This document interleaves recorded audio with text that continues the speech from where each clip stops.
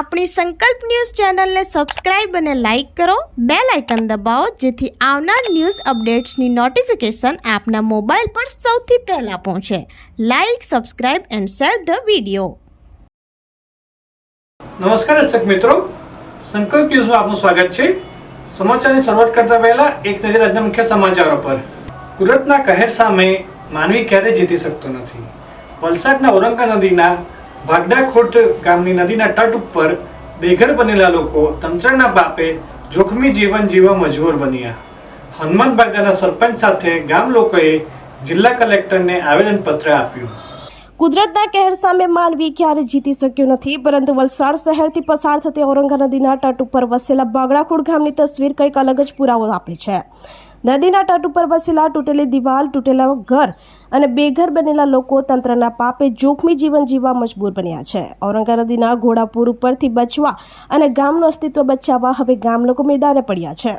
ગત વર્ષે ચોમાસા દરમિયાન નદીમાં આવેલા ઘોડાપુરને લઈ પ્રોટેક્શન વોલ તૂટતા ગામના મકાનોમાં ભારે નુકસાન સર્જાયું હતું, જે હજી સુધી ન બનતા ગામ લોકો ચિંતિત બન્યા છે. વલસાડ જિલ્લાના વહીવટીતંત્રના પાપે ગામ લોકોના જીવન જીવવાનું અસ્તિત્વ હવે જોખમાઈ રહ્યું છે. ગામ લોકો દર વર્ષે નદીમાં આવતા ઘોડાપુરથી ત્રાહિમામ પોકારી ઉઠ્યા છે. દર વર્ષે હનુમાન ભાગડાખોડ ગામની અંદર નદીમાં આવતા ઘોડાપુરને લઈ ભારે નુકસાન સર્જાય છે, પરંતુ ગામ લોકોને માત્ર તંત્ર તરફથી આશ્વાસન જ મળે છે. ઘોડા છૂટી જાય પછી તબેલા બાંધવા નીકળવું તેવી હાલત વલસાડના તંત્રની છે. પૂર આવ્યા પછી નુકસાન થયા અને ઘણા મહિનાઓ વીતી ગયા છે, પરંતુ પ્રોટેક્શન વોલ ન બનતા ગામ લોકોમાં ફરી ચોમાસાનો ભય સતાવી રહ્યો છે. વલસાડ તાલુકામાંથી પસાર થતી ઔરંગા નદીના તટે વસેલ હનુમાન ભાગડા ગામનું અસ્તિત્વ હવે જોખમમાં છે અને એ અસ્તિત્વ ટકાવી રાખવા ગામ લોકો જિલ્લા કલેક્ટરના દ્વાર ખટખટાવ્યા છે. દર વખતે ચોમાસા દરમિયાન ઔરંગા નદીમાં આવતી ઘોડાપુરને લઈ હનુમાન ભાગડા ગામ તાપુમાં ફેરવાઈ જાય છે. હનુમાન ભાગડા ગામના ઔરંગા નદીના કિનારે વસેલા ઘરોની પાછળની પ્રોટેક્શન વોલ ધોવાઈ જતા કેટલાક ઘરોમાં ગયા વર્ષે ભારે નુકસાન થયું હતું. ત્યારબાદ વહીવટીતંત્ર દ્વારા વિસ્તારોનું નિરીક્ષણ કરવામાં આવ્યું હતું, છતાં ઘણા મહિનાઓ વીતી ગયા અને હવે ચોમાસું નજીક છે ત્યારે ગામ લોકોને પોતાના ગામનું અસ્તિત્વ જોખમમાં લાગી રહ્યું છે કે ફરી કુદરત કહેર વરસાવશે અને નદીઓમાં ઘોડાપૂર આવશે અને એ જ નદીનું પાણી આ હનુમાન ભાગડા ગામમાં ઘૂસી જશે અને ફરી પ્રોટેક્શન વોલ ન હોવાને કારણે લોકોના ઘરોને ભારે નુકસાન થશે, જે નુકસાનીના દરની ભીતિ હનુમાન ભાગડા ગામના લોકોને અત્યારથી સતાવી રહી છે.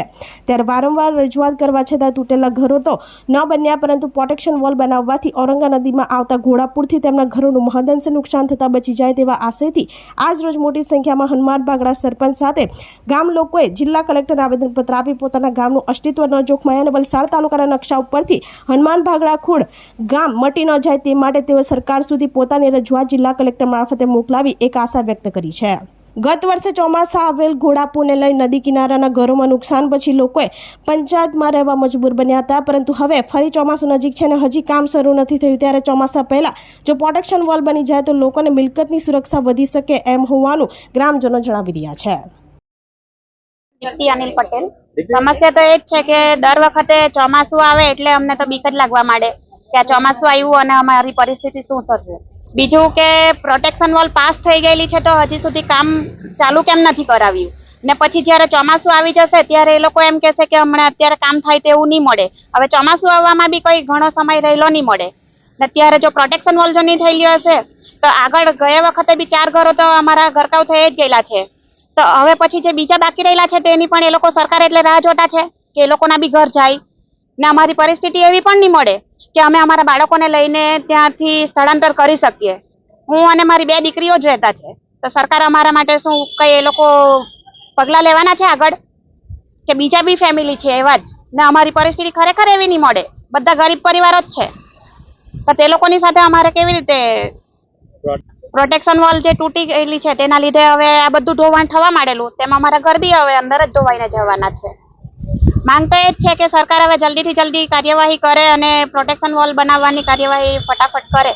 સમસ્યા એટલે આજે વર્ષ જે ઉપરવાસ કપરાડાથી જે વધારે વરસાદ આવે એનું ઘોડાપુર આપણા ભાગડાખોડ ગામે આવીને અટકે, કારણ કે પાછળના ભાગે દરિયો છે. જ્યારે દરિયો પાણી લે તો જ ગામમાંથી પાણીનો નિકાલ થાય.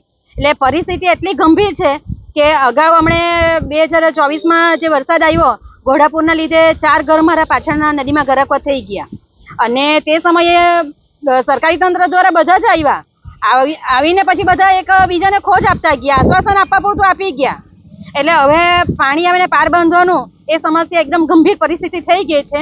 એટલે અમારી સરકાર પાસે એક જ માંગ કે જેથી કરીને જે પ્રોટેક્શન વોલ પાસ થઈ ગયેલી હોય તો તમે કામગીરી ચાલુ કરો ને નહીં કરવાના હોય તો અમને મારું જે આ પાછળના જે રહીશો છે એ લોકોનું મકાન જે નદીમાં ઘરોઘર થઈ ગયેલું એ લોકોને રહેવાની કોઈ વ્યવસ્થા કરી આપો.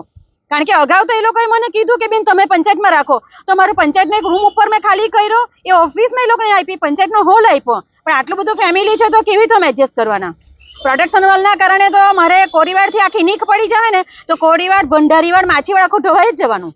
માંગ એક જ વસ્તુ છે કે તમે પ્રોટેક્શન વોલ બનાવો અને રિવરફ્રન્ટની જે દરખાસ્ત ઉપર મોકલેલી છે કેન્દ્ર સરકાર, રાજ્ય સરકારમાંથી પછી બનાવો, પણ હાલમાં મને પ્રોટેક્શન વોલ તો બનાવી આપો. દમણના રીંગણવાડામાં રસ્તાના ખોદકામ કરતા જેસીબીનો પાવડો ગેસ લાઇનમાં લાગી જતા આગ ભૂમકી ઉઠી. આગની જ્વાળા 15 થી 20 ફૂટ ઊંચે ઉડતા જેસીબી આગની ચપેટમાં આવી ગયું. દમણના રીંગણવાડા વિસ્તારમાં નવા રસ્તા બનાવવા માટે જેસીબી મશીન વડે ખોદકામ દરમિયાન આગની ઘટના બનતા દોડધામ મચી જવા પામી હતી. આગનું કારણ જેસીબીનો પાવડો ગેસ લાઇનમાં લાગી જતાં આગ લાગવાનો મોટો બનાવ બનવા પામ્યો હતો. આગ ભયંકર લાગતા આગની જ્વાળા 15 થી 20 ફૂટ ઊંચે ઉડતા જેસીબી આગની ચપેટમાં આવ્યું હતું. આગની ચપેટમાં ગેસ લાઇનમાં ભંગાણ પડ્યા બાદ લાગેલી આગને પગલે રસ્તા પર ભાગદોડ મચી જવા પામી હતી. નવા રસ્તા બનાવવાના ખોદકામ કરતી એજન્સીઓના માણસો બેદરકારી સામે ઘટનાને લઈ તાત્કાલિક ફાયર વિભાગ અને ગેસ લાઇનની ઇમરજન્સી ટીમ સ્થળ ઉપર પહોંચી હતી અને જેસીબી પર ફાયર જવાનોએ પાણી મારો કરતા આગને કાબૂમાં કરી હતી.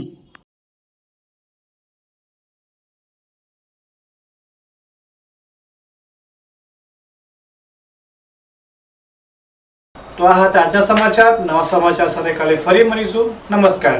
આપણી સંકલ્પ ન્યૂઝ ચેનલને સબસ્ક્રાઇબ અને લાઇક કરો, બેલ આઇકન દબાવો જેથી આવનાર ન્યૂઝ અપડેટ્સની નોટિફિકેશન આપના મોબાઈલ પર સૌથી પહેલા પહોંચે. Like, subscribe and share the video.